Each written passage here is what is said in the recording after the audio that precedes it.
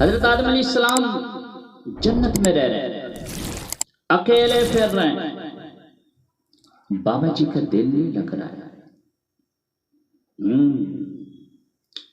تو اللہ تعالیٰ نے عورت کو بنانے کا ارادہ فرمایا، تو اسے بھی مٹی کھٹی کرتا، گونتا، پانی ڈالتا، گونتا، اسٹیچو بنا کے کھڑا کر دیتا، خشک ہوتا روح ڈال دیتے، پر اللہ نے ایسا نہیں کیا۔ آدم علیہ السلام سوئے ہوئے ہیں، جب آنکھ کھولی تو سامنے حسین خوبصورت عورت۔ یہ اکثر لوگوں کو معلوم ہے کہ یوسف علیہ السلام دنیا میں سب سے خوبصورت حسین ترین انسان تھے، لیکن یہ کم لوگوں کو شاید معلوم ہے کہ عورتوں میں سب سے حسین خوبصورت عورت حضرت حوا ہے، سب سے خوبصورت۔ بڑھاپا نہیں آیا، 1000 سال کی عمر پر، ہزاروں سال گزارا۔ حضرت آدم علیہ السلام کی عمر تو کتابوں میں مل جاتی ہے، لیکن حضرت حوا کی عمر مجھے پڑھنے کو نہیں ملا۔ یہ میں ایک اندازے سے بتا رہا ہوں کہ ہزاروں کے قریب عمر پائی ہوئی۔ تو آدم علیہ السلام سوئے ہوئے، آنکھ کھولی تو دیکھا حسن کا پیکر، جنتی بھول گئے، کہا کون ہے؟ تو اللہ نے کہا یہ تیری بیگم ہے۔ پھر اللہ نے نکاح پڑھایا۔ میرے نبی کی سنو، اللہ نے فرمایا آدم اس کا مہر ادا کرو۔ تو پوچھنے لگے یا اللہ اس کا مہر کیا ہے؟ تو اچھا ایک بات اور بتاتا ہوں، مہر کسی کی بیٹی کی قیمت نہیں ہوتی، کسی کی بیٹی کی مہر قیمت نہیں ہوتی، چاہے $1 ہو یا $53 ہو، اس کی بیٹی کی قیمت نہیں ہوتی۔ یہ ایک نشاندہی ہے اس بچی پر، یہ جو خاوند ہے اس کا موت تک اس کا خرچہ اس کے ذمہ ہے کہ وہ کما کر لائے گا اور اپنی بیگم کو کھلائے گا، اور بیگم گھر کی چیزوں کو سنبھالے گی۔ تو خیر آدم علیہ السلام سے اللہ نے فرمایا کہ مہر ادا کرو۔ پوچھنے لگے یا اللہ مہر کیا ہے؟ تو اللہ نے فرمایا آدم تیری نسل میں میرا آخری نبی آنے والا ہے، اس پر ایک بار درود پڑھ دے، یہ تیرا مہر ہے۔ سبحان اللہ۔ اچھا شروع سے یہ بات ہے کہ میں نے قبول کیا، یہ شروع سے میں نے قبول کیا کہ کیا مطلب ہے؟ میں نے قبول کیا کا مطلب یہ ہے کہ میں جو اس لڑکی کو قبول کر رہا ہوں، اس کے خوبیوں کے ساتھ بھی اس کے کمیوں کے ساتھ بھی، یہ لڑکی جو سہن کر کے یا کہہ کے کہ میں جو قبول کروں اس لڑکے کو بطور خاوند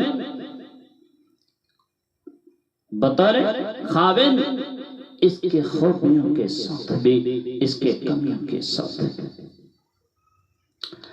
اور جو ہی شادی کر کے سسرال کے گھر جاتی ہے تانے شروع ہو جاتے ہیں۔ کیا کرتی ہے، کیا بولتی ہے، کیا کرتی ہے، کیا کہہ دیا؟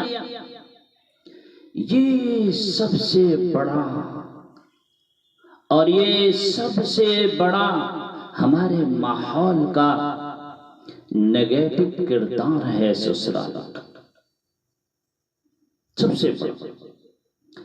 تو جب کہتا ہے کہ میں نے قبول کیا تو اس میں یہ واجب ہے کہنا تو اس میں یہ پیغام ہے کہ جو اس میں کمی ہے میں اسے بھی قبول کرتا ہوں، اور جو خوبی ہے سر آنکھوں پہ، سر ماتھے پہ۔ تو یہ بات یاد رکھنا، پرفیکشن کبھی تلاش نہ کرنا۔ 100 نمبر تو اللہ نے بھی نہیں مانگا، 51 نمبر۔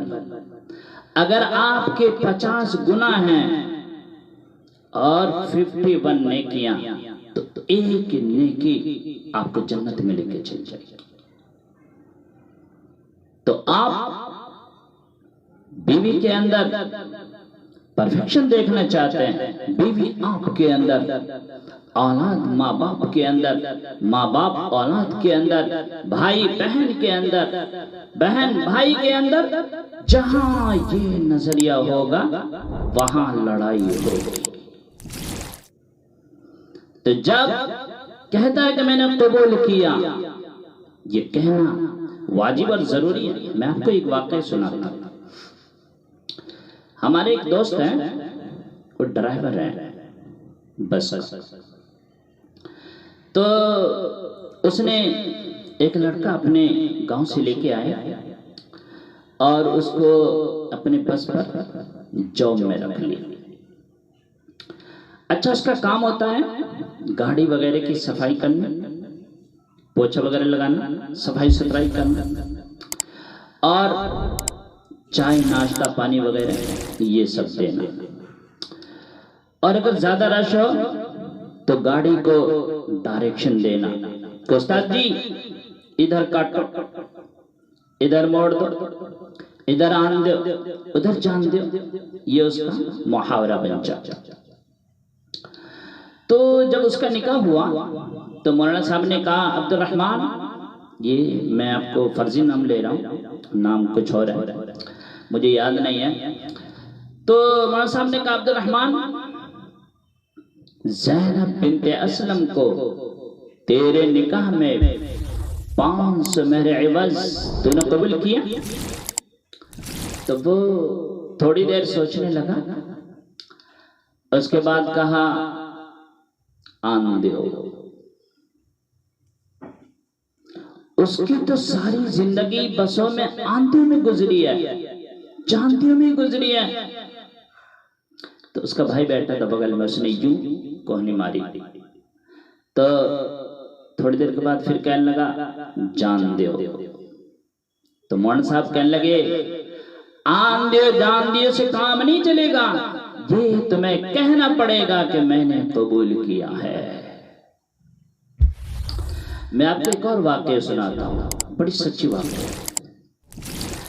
ایک صاحب نے اپنے بیوی کو 3 طلاقیں اکٹھی دے دی، اور دیکھے وہ پھر پریشان ہو گئے، سوچنے لگا اب میں کیا کروں۔ تو وہ مولانا صاحب کے پاس آئے، کہا حضرت میں نے اپنی بیوی کو 3 طلاقیں اکٹھی دے دی، کوئی راستہ ہے، کوئی گنجائش ہے بچنے کی؟ کا حرام، کوئی اور طریقہ؟ کا حرام، کوئی گنجائش؟ کا حرام۔ اس نے جیب سے یوں موٹے والی لفافے نکالے اور یوں ایسے گھما کے اور مولانا صاحب کے جانماز کے نیچے رکھ دیا۔ کہا حضرت کوئی گنجائش؟ کہا اب تو سوچنا ہی پڑے گا، سوچنا پڑے گا۔ تو کیا کہا تھا تم نے بیوی سے؟ کہا جی میں نے 3 طلاق اکٹھی دے دی۔ کہا مبارک ہو، طلاق نہیں ہوئی۔ کہا وہ کیسے؟ کہا طلاق تو عربی لفظ ہے، اس کو بڑے قاف سے بولا جاتا ہے طلاق، اور تو نے کہا ہے طلاق۔ وہ کاف تو کتی والی کاف ہے نا، چھوٹی کاف۔ طلاق نہیں ہوئی، جہاں موج کر موج کر۔ ایک اور اگر لفافہ نکل جاتا تو شاید ساری زندگی کے لیے حلال ہو جاتا. تو میرے بھائیو، جب یہ کہتے ہیں نا میں نے قبول کیا، یہ کہنا واجب اور ضروری ہے. میں نے قبول کیا، واجب اور ضروری ہے. میرے نبی نے 11 شادیاں کی، اللہ کی قسم شوق کے نہیں. فرمایا ما تزوجت وما زوجت الا بوحد من السماء نزل به جبریل. کہ لوگو سنو، مجھے عورت کی کوئی رغبت نہیں ہے. میں نے جہاں شادی کی، میں نے جہاں بیٹی کی شادی کی، اللہ نے آسمان سے جبرائیل اتار کر مجھے حکم دیا، پھر میں نے آگے قدم بڑھایا. تو میرے بھائیو، یہ رشتہ خاوند اور بیوی کا سب سے خوبصورت رشتہ ہے. یہ پہلا رشتہ خاوند اور بیوی کا ہے. یہ دنیا کا سارے رشتوں میں سب سے نمبر 1 رشتہ، سب سے خوبصورت رشتہ ہے، سب سے اہم رشتہ ہے، سب سے اچھا رشتہ ہے، سب سے بڑا رشتہ ہے. اولاد کے لیے، والدین کے لیے چند آیات، اولاد کے لیے چند آیات، بہن بھائی کے لیے چند آیات، لیکن میاں بیوی کے لیے، خاوند بیوی کے لیے سینکڑوں آیات ہیں.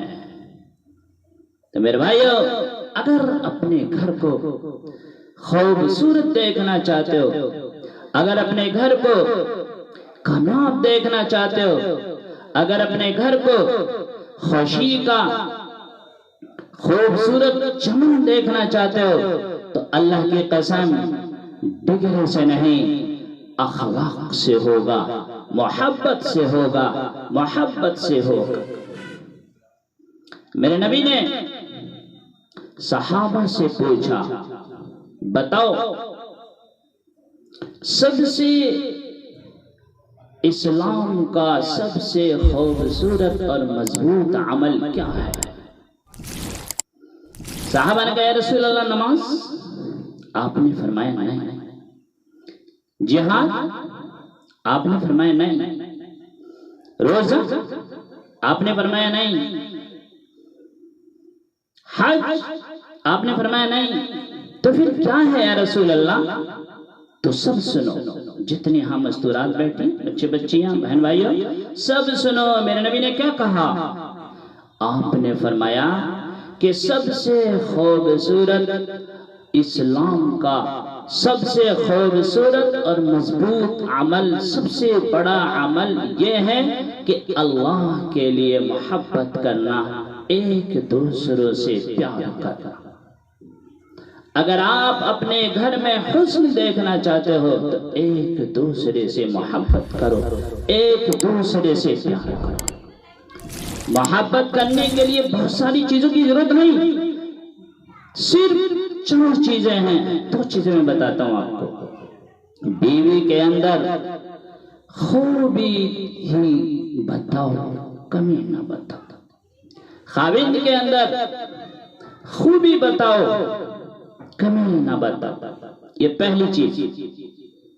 دوسری چیز ہے زبان سے زہر نہ اگلو. محبت کے پھول طنز نہ کرو، طنز نہ کرو، ٹوٹنگ نہ کرو.